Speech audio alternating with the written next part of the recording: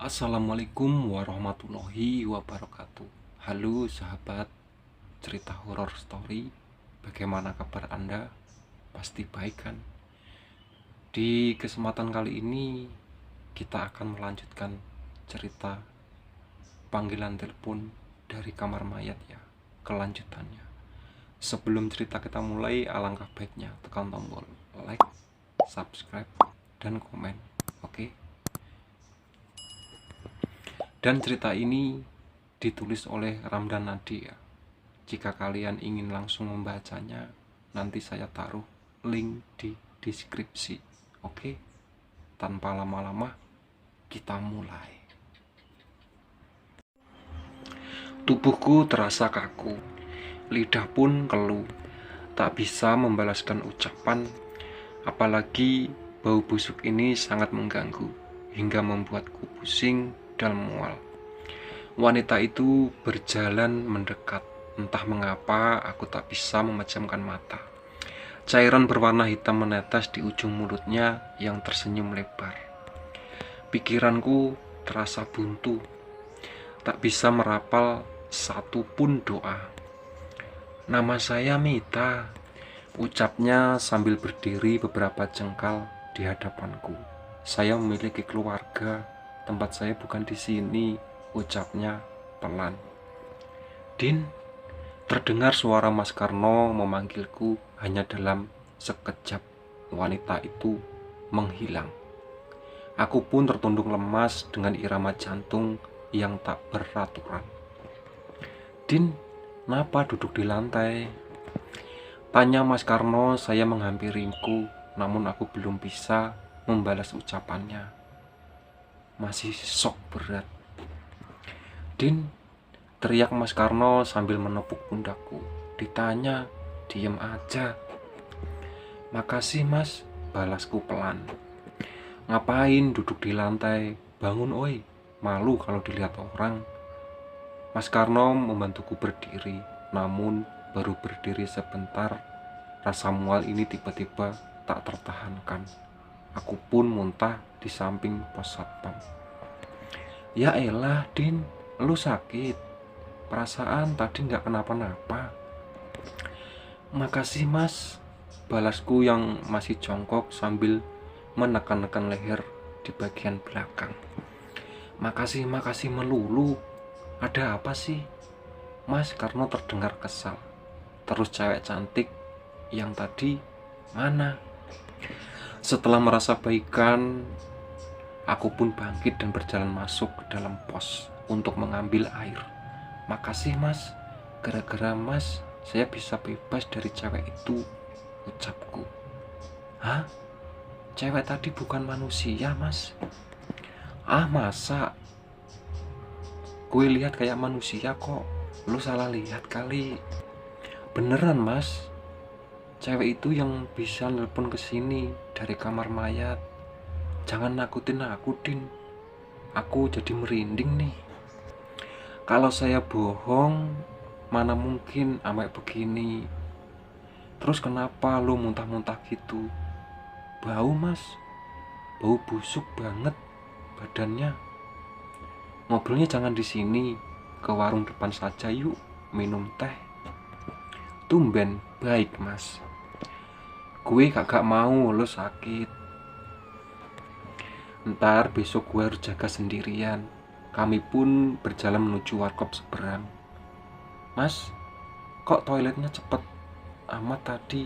Tanyanya heran. Kagak jadi gue, buang hajat dalam, serem ah. Ntar dikerjain lagi. Makanya aku ajak ke warung depan. Sekalian aku mau numpang buang hajat di sana. Jelas Mas Karno. Oh, pantesan tiba-tiba baik. Gue peduli beneran sama lo, sautnya kesal. Iya Mas, makasih. Setelah Mas Karno memesanku teh manis hangat, ia pun pergi ke toilet. Aku melamun sambil memikirkan ucapan wanita tadi. Namanya Mita. Ia punya keluarga dan tempatnya bukan di sana. Apa maksudnya? Ngapain Mas bawa ember? Tanyaku saat Mas Karno kembali sambil membawa seember air. Habis dari sini bersihin tuh bekas muntah lu, bau ntar, balasnya. Oh iya. Setelah meminum segelas kopi, kami pun kembali ke pos. Aku pun langsung membersihkan bekas muntah tadi, kemudian mengembalikan ember ke warung seberang. Ngapain Mas di sini? Tanyaku saat kembali dari warung, melihat Mas Karno sedang berdiri di gerbang. Kagak, lihat aja, jalan aja. Eleknya canggung. Apa yang dilihat? Tengah malam gini kan sepi, balasku. Bilang aja takut di pos sendirian, imbuhku meledek. Jangan suka ngeledek, ntar kena batunya lagi kayak tadi, balasnya seraya berjalan ke pos. Oh iya Mas, selama 15 tahun kerja di sini pernah dapat kejadian mitis apa lagi? Tanyaku sambil berjalan di sampingnya. Gak usah bahas gituan, pokoknya banyak lah. Mas Karno duduk di kursi depan, begitu pula aku. Kalau Suster Diana tahu. Dari mana lo tahu Suster Diana? Mas Karno malah balik tanya. Kemarin saya sempat bertemu di selasar dekat kamar mawar. Terus dari mana lo tahu itu Suster Diana? Dikasih tahu perawat. Oh, Mas pernah ketemu. Saya kemarin malah 2 kali. Yang pertama dia datang ke sini, kedua yang di selasar itu. Gue belum pernah ketemu langsung sih, cuma pernah dengar pas lagi patroli malam. Lihat ada suster yang jalan. Bukan jalan sih, melayang lebih tepatnya di selasar yang baru tadi. Oh iya, sayang banget gak pernah ketemu langsung. Padahal cantik loh Mas. Cantik sih cantik, tapi tetap aja setan. Iya juga sih Mas. Obrolan kami pun berlanjut hingga tak terasa sudah pukul 2 pagi. Lu mau patroli ke dalam gak? Tanya Mas Karno. Gak Mas, mau di sini saja. Mas aja deh. Aku juga gak mau sih Din. Kami pun akhirnya menghabiskan waktu shift malam dengan menonton televisi. Sekali kulirik telepon di atas meja, berharap benda itu tidak berbunyi dan merusak suasana malam yang kondusif. Matahari sudah terbit, sementara aku masih diam di pos menunggu seseorang, Pak Kosim. Ada sesuatu yang ingin kubicarakan dengannya.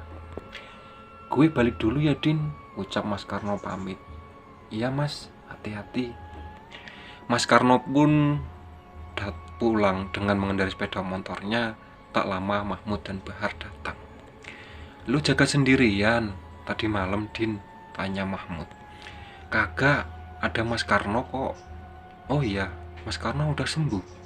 Iya. Terus lu ngapain duduk di sini? Kagak pulang? Tanya Bahar. Bentaran lagi nunggu Pak Kosim. Ngapain nunggu Pak Kosim? Ada deh, rahasia. Sekitar setengah jam kemudian Pak Kosim pun datang dan bergegas menghampirinya di parkiran. Adik mau ngomong masalah Mita ya? Tanyanya membuatku terkejut. Bagaimana ia bisa tahu duluan? Kok Bapak udah tahu? Bapak cuma nebak aja. Dia minta tolong ke Bapak juga. Pak Kosim tidak menjawab pertanyaanku. Yuk ikut saya ke kamar mayat, ajaknya. Aku pun ikut bersama Pak Kosim. Tanpa bertanya apa alasannya mengajakku ke kamar mayat, setibanya kami di sana masih tercium bau busuk yang menyengat. Kok masih bau Pak? Tanyaku penasaran. Nanti saya jelaskan di kamar, balasnya. Masuk ke dalam kamar mayat, aku pun membuntuti dari belakang. Sambil menutup hidung dengan telapak tangan, Pak Kosim membuka tirai yang terbuat dari plastik menuju lemari pendingin. Di sana ada jenazah Mita, ucapnya seraya menunjuk ke salah satu laci penyimpanan jenazah. Dan bau busuk ini berasal dari sana, imbuhnya. Bukan, udah benerin Pak. Kemarin memang sudah normal, tapi entah kenapa laci jenazah Mita mati terus. Udah dicoba dibenerin, tapi masih gitu-gitu terus. Tempatnya bukan di sana, ucapku pelat. Apa, Dik? Mita bilang bukan tempatnya di sana. Dia punya keluarga. Apa Bapak tahu keluarganya di mana? Jenazah ini awalnya tanpa identitas, Dik. Bapak baru tahu namanya karena semalam dia datang ke rumah. Terus gimana awal mula jenazahnya bisa sampai di sini? Jadi begini ceritanya. Pak Kosim berjalan ke arah meja, lalu mengambil sesuatu dari laci tersebut. Sebuah berkas berwarna biru. Sebaiknya jangan cerita di sini. Pak Kosim mengajakku keluar. Kami pun berjalan ke arah musola, kemudian duduk di dekat kursi dekat sana. Pak Kosim menyerahkan berkas itu padaku. Adik mau lihat? Tanyanya. Ini Pak, tanyaku. Ini berkas kematian Mita. Di dalamnya ada foto-foto kondisi jenazah waktu pertama kali datang ke sini, jelasnya. Duh Pak, saya nggak berani takut kebayang-bayang ntar. Ya sudah, biar Bapak jelaskan saja. Pak Kosim mengambil berkas dari tanganku. Ia membuka berkas itu. Aku sedikit mengintip, benar-benar ada foto jenazah. Beruntung aku tak melihatnya dengan jelas, karena spontan langsung mengalihkan pandangannya.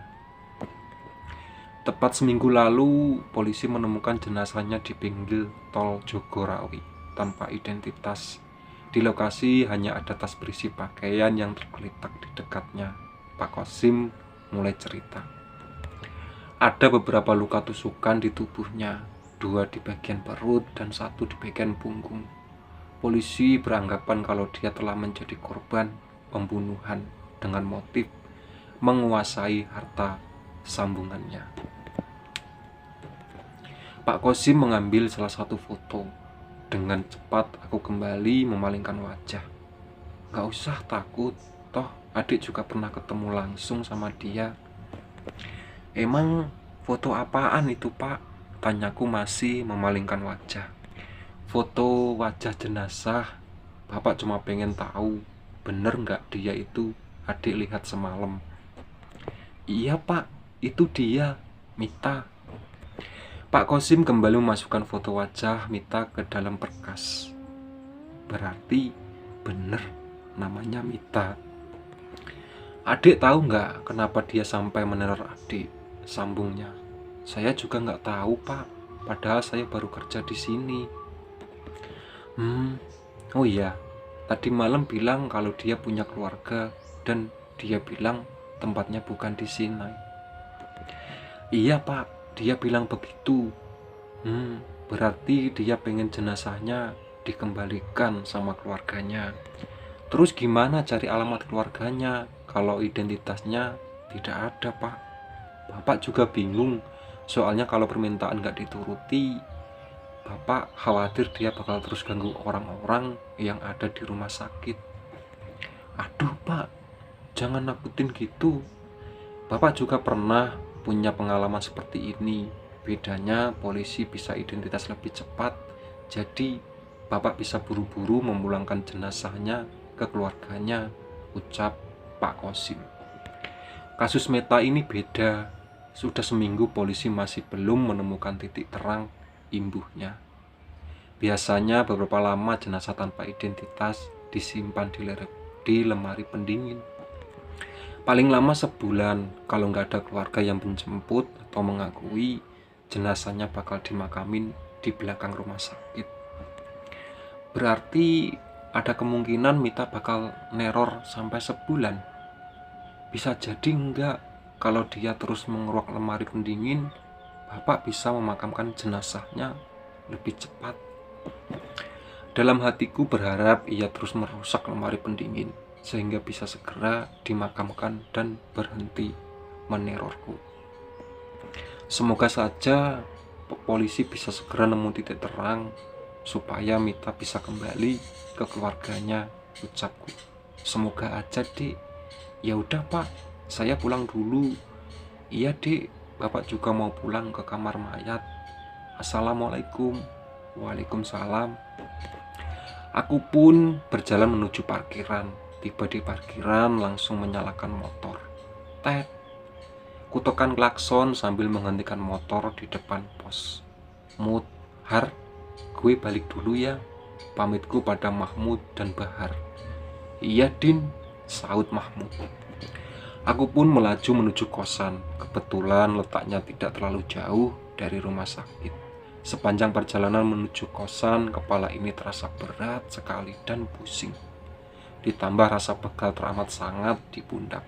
Beberapa kali seperti kehilangan fokus hingga hampir menabrak kendaraan lain. Katanya harus buru-buru tidur. Pusing banget, ucapku dalam hati, mencoba tetap fokus. Setibanya di kosan, aku langsung merebahkan badan di atas kasur. Tak lama pun aku tertidur. Entah pukul berapa aku kembali terbangun dengan badan menggigil dan kepala masih terasa berat. Kosan yang biasanya panas pun tiba menjadi dingin. Dalam keadaan mata terpejam, ku matikan kipas angin. Kemudian menarik sarung untuk menutupi area kaki yang terasa dingin. Brok! Suara benda terjatuh membangunkanku. Saat membuka mata, kipas angin di dekatku sudah tergeletak di lantai. Ku betulkan posisi kipas angin itu, lalu menatap jendela. Langit sudah terlihat gelap. Astagfirullah, jam berapa ini? Gerutuku seraya mengecek jam tangan yang kuletakkan di dekat kasur. Ya Allah, udah jam 6, ucapku seraya bangkit. Rasa pusing di kepala kembali kurasakan, membuatku sedikit sempoyongan saat berlari ke kamar mandi. Tek! Kutekan saklar, tapi lampunya tidak menyala. Terpaksa harus mengganti baju dalam keadaan gelap. Brok! Kipas angin yang berada di belakangku lagi-lagi terjatuh. Sumilir angin dingin menerpa tubuhku yang masih belum mengenakan baju. Diikuti warga kapur, barus bercampur bau busuk, bulu kuduk di area punggung pun berdiri, seperti merasa ada sesuatu di belakangku. Saya tidak akan pergi sampai kamu mengantarkan tubuh saya ke tempat seharusnya. Suara lirik itu terdengar tepat di belakangku. Suara sosok yang beberapa hari ini menggangguku. Mita. Oke, ya itu tadi cerita dari panggilan telepon dari kamar mayat. Ditunggu part selanjutnya.